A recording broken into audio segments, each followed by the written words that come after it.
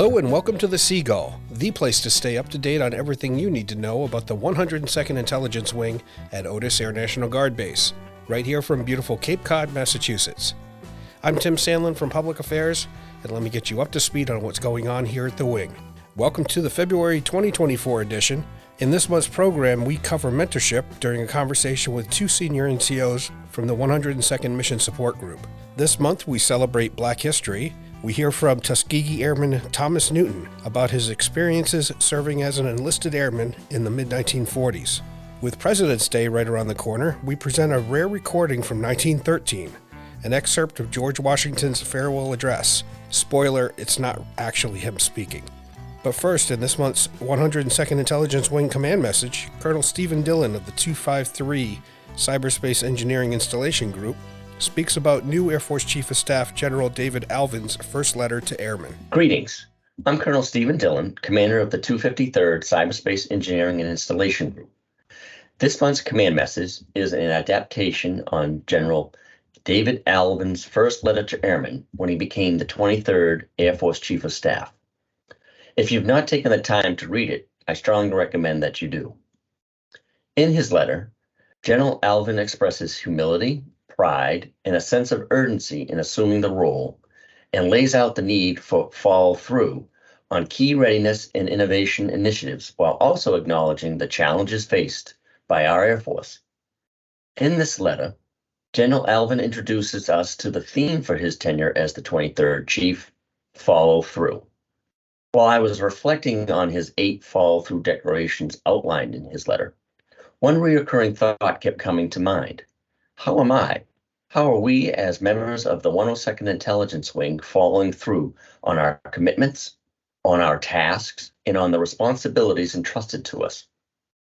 Additionally, how effectively are we following up with ourselves and with others to ensure follow-through is taking place, thereby ensuring accountability?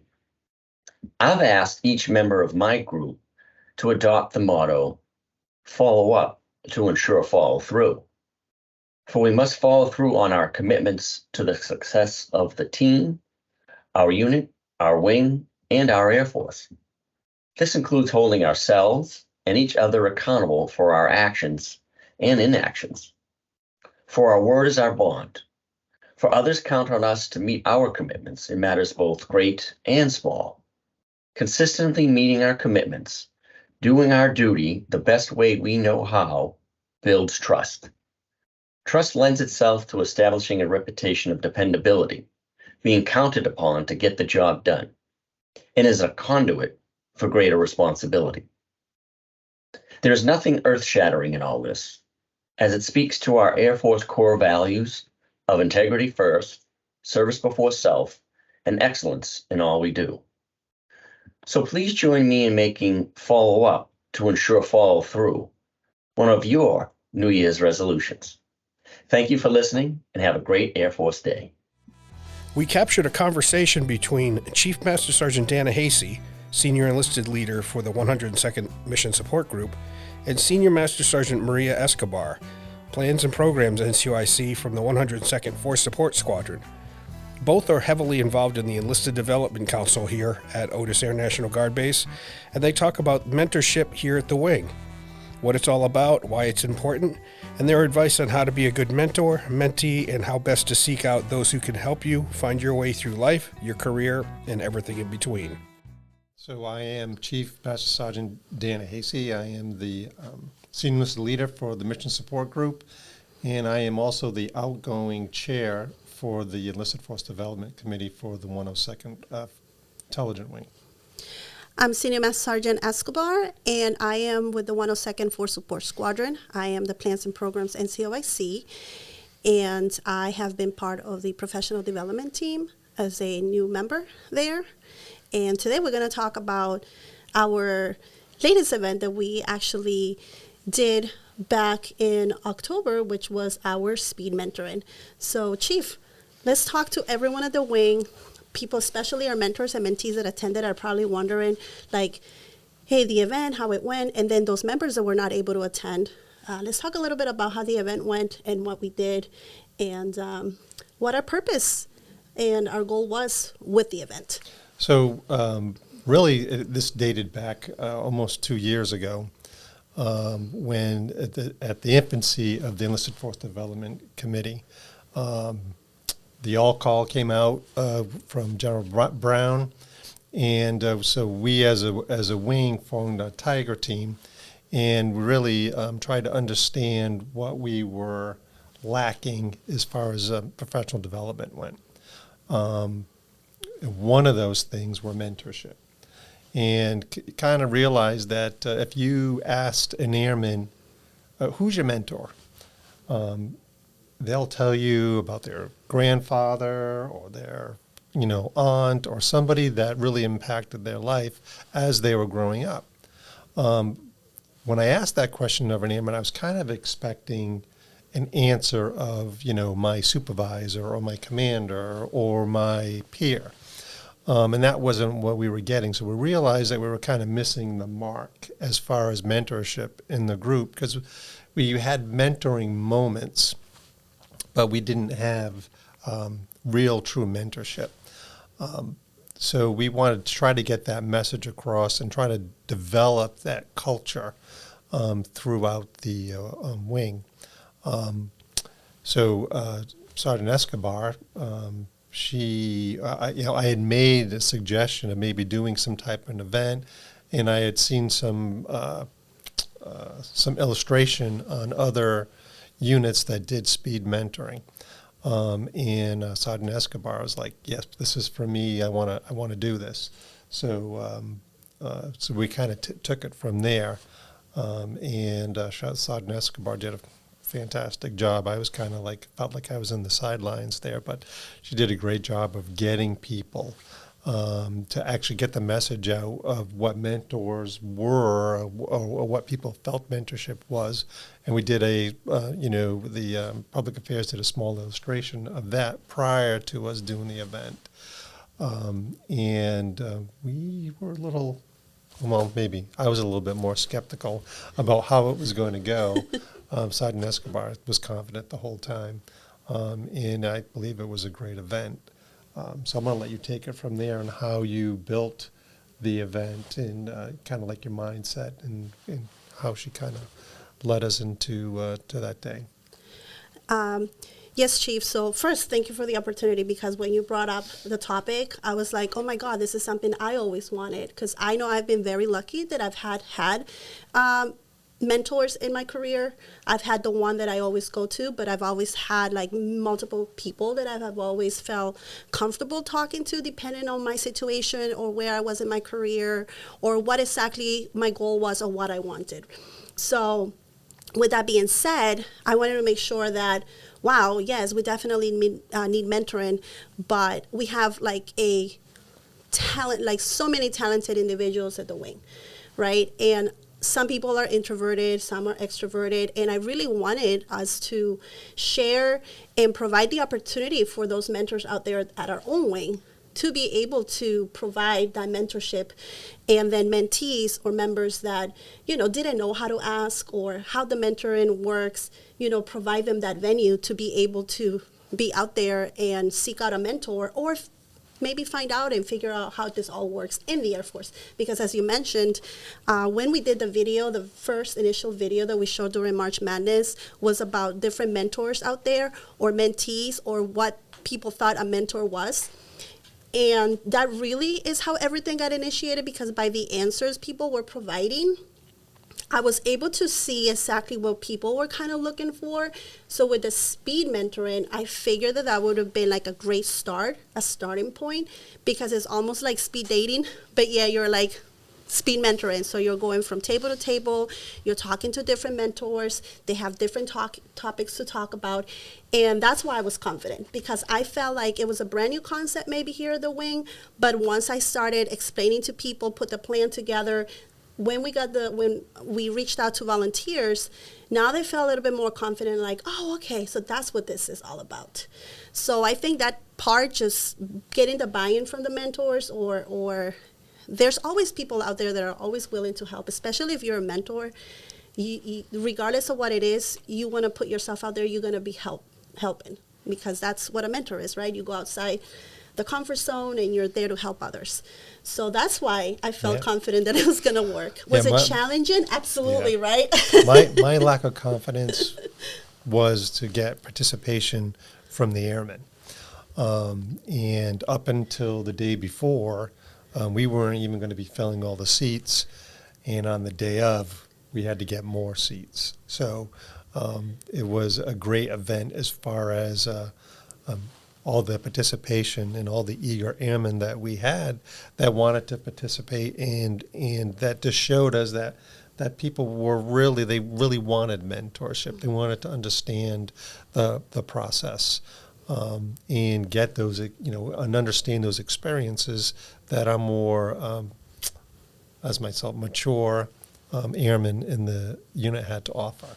So I think that was what was surprising to me, because I had a vision, and it far surpassed the vision that I had. So I was very happy with that, and really got that ball rolling and changing our culture for having more to develop a one-on-one mentorship, because it's an investment. We talk about, I mentioned before that we have mentoring moments where you see an airman and say, hey, what's going on with you? And, oh, you should do this, and you should go to the NCO Academy, and this is my experience. And then that's it. You never talk to each other again, where mentorship is more of an investment in an airman, right? You can have more than one mentor, but they all have to be invested. And that's, that next step in our culture. So to get back to the actual event, why don't we talk about how you selected the mentors and the topics that we had?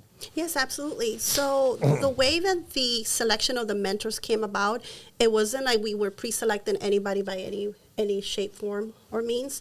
I really reached out to supervisors, other actual members from the wing, and asked them, hey, if you could have a mentor, or if somebody, who do you consider to be a mentor for you out there, or who would you think would be a good mentor?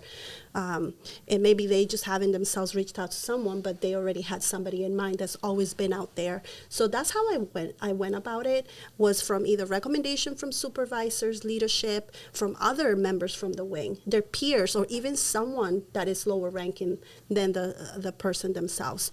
So that's how the selection process went. And the other thing too is I really wanted to ensure that we had like a diverse team of mentors, for example, from different ranks and different backgrounds when it came to AFSCs, careers. I mean, it was very diverse. And the way that we also went about it was by having also the mentors kind of like mentor each other in a sense. So we paired mentors. We actually paired someone of higher ranking with someone of a little bit of lower ranking as mentors, again, to provide that feedback, to have them work together so that they can both learn from one another. So that was also another hidden thing that I kind of did on purpose. And then, of course, that led to what I believe was actually a pretty successful event, was having those two mentors being paired with a subject that they actually had to talk about. And they were certainly diverse in experience and rank. It was, you looked at the table and you would have a tech sergeant and a major. You had a colonel and a chief. So you always had the enlisted perspective, and you had the officer perspective too. So, which tends to change, and to understand both of those was great, I thought. Yeah, so that's how we really kind of wanted, things to work out. And so far, I got really good feedback as far as like with the mentors and how everything worked out with their topics and stuff like that. They had to do their own research because I wasn't going to provide them all the answers. I mean, that was the point of it as well, was to kind of get them working together. And then what were some of the topics of each table? So I don't have them all with me, but I remember one of them being leadership. Right, followership. Yep. Yes, those were some critical ones. I'm trying to remember the having other ones. Having difficult conversations. Yes. So it was really the stuff that would applied. Every topic was something that wasn't out of, out in left field. It was all something that we had to dealt with every day, which I thought was really, really, really well done very well. And then as far as like the mentees, how at first we were a little bit like nervous with whether people were going to show up or not, or they understood what the whole speed mentoring was about. It really does take a team. It does take a wing. It does take everyone to support a program and to explain to others so that they can actually participate or buy into it, right? In a sense. So I think that the biggest thing, and I thank all the supervisors and leaders out there that supported our event, because I know at the beginning it was like a little bit slower as far as having people sign up, maybe not really realizing, or we do have a mission and everyone really is very busy. So that was my biggest concern, is we all have, our time is very limited when we have our RSDs or drills. So I understand how challenging it could be to let somebody go to an event. So it really, I think like the biggest impact was supervisors really supporting the event. And whether it was at the last minute, they say, hey, I really feel like you need to go to this. This is going to be a great event. And then encouraging their members to actually attend the event. And I think that's how we actually ended up having the extra members that hadn't signed up, which, by the way, we accommodated, and it made it an even better event. We had plenty of chairs. Oh, yes. And then we finished it up with having resources available there as well. Different organizations, veteran organizations, all the different committees there. To promote the enlisted force development. So it was a great touch. So in conclusion, we're really just trying to ensure that our wing had visibility of what mentorship is about, and that our members versus mentors or mentees knew that, this is something that's out there. And hopefully our mentees were able to find some great mentors throughout our wing. And the other way, too. Some mentors were able to talk to some of our other members out there, and were able to connect and make those connections. That's what we really wanted. We wanted people to make those connections. With Black History Month upon us, we'd like to share this interview with Sergeant Thomas Newton, a documented Tuskegee Airman, who talks about his time serving with the 332 Fighter Group at the former Lockbourne Air Force Base in Ohio from 1946 to 1949. He shares his stories about General Benjamin O. Davis, Jr., and Sergeant Marvelous Mal Whitfield in this interview from the 121st Air Refueling Wing Public Affairs Office. Newton was the guest of honor during a ceremony to celebrate the 75th anniversary of desegregation in the United States military. My time at Lockbourne was very enjoyable because I was around people that looked like me, that had a purpose in mind and goals. And when we ever talked to each other, we always left each other with a loving and kindness spirit. So my time at Lockbourne was very, very enjoyable. I joined the military, the Army Air Corps, after high school because at that time there wasn't too many jobs for young black men just graduated from high school. I finished basic training in Shepherd Field, Texas. After Shepherd Field, Texas, like I said, they sent me to clerk typist school in Denver, Colorado. The classes that I was in, I guess it was about 50 people. They were segregated, but we learned to type. They assigned me to the 99th Fighter Squadron. So that was a happy time for me because I came here and I'm going to be around people who had distinguished themselves during the war. For me, as a young man at 18 years old, I was in awe of all of them. When the opportunity came for advancement, I made sergeant of people under me, and we all had a job of ordering parts for the plane. Whatever the mechanic needed, we were supposed to get it, and we did get it.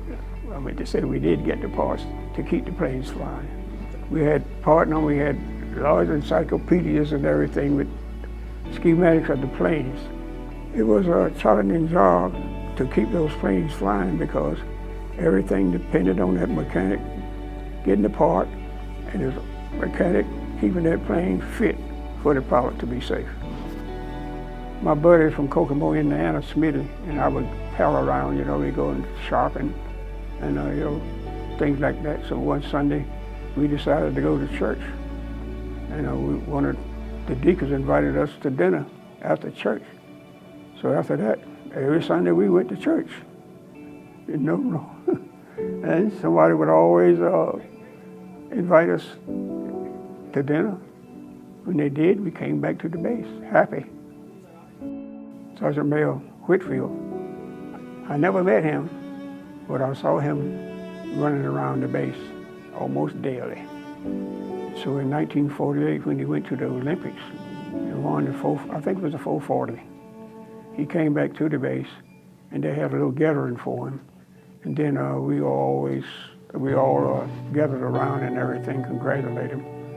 Benjamin Davis Jr., he would always visit each squadron every once in a while. He'd come into the orderly room, or he would come onto the flight line. We knew who he was and everything, but he would shake hands and say, "How you doing? What is your job? How are you doing?"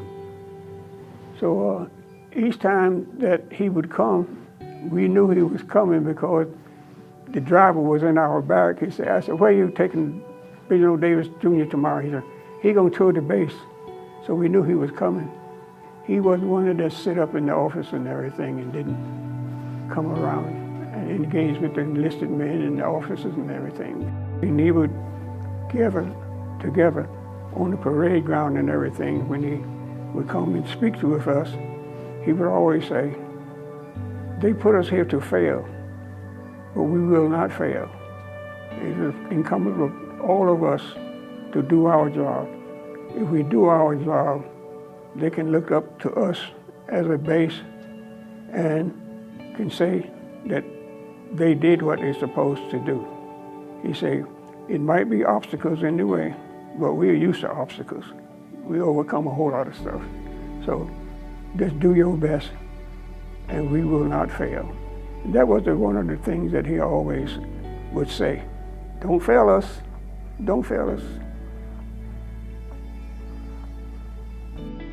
Abolishing segregation in the armed services, that there would be better opportunities for the black pilots and the enlisted men, better opportunity for them to go to the unsegregated white units and everything, and they did, and they excelled. They just took everything in stride. I met a lot of people, a lot of different people with different thoughts, but they always came back with one purpose, one thing that instilled in me: do your best. When things look dull, when things look bad, persevere, do your best. Things will get better, no matter what the problem is. And as a young man, I always said to myself, I'm going to be the best that I can be. And that was taught to me at Lockburn Air Force Base. So my young time at Air Force Base was enjoyable, was profitable, and today I still love Lockburn Air Force Base. In 1796, President George Washington published his farewell address to the nation. After 2 terms in office, Washington decided to retire from public life, clearing the way for the peaceful transfer of power from one president to another. This was one of the crowning achievements of the early American Republic and an important precedent for future presidents. In this excerpt recorded in 1913, actor Harry Humphrey narrates a portion of Washington's address.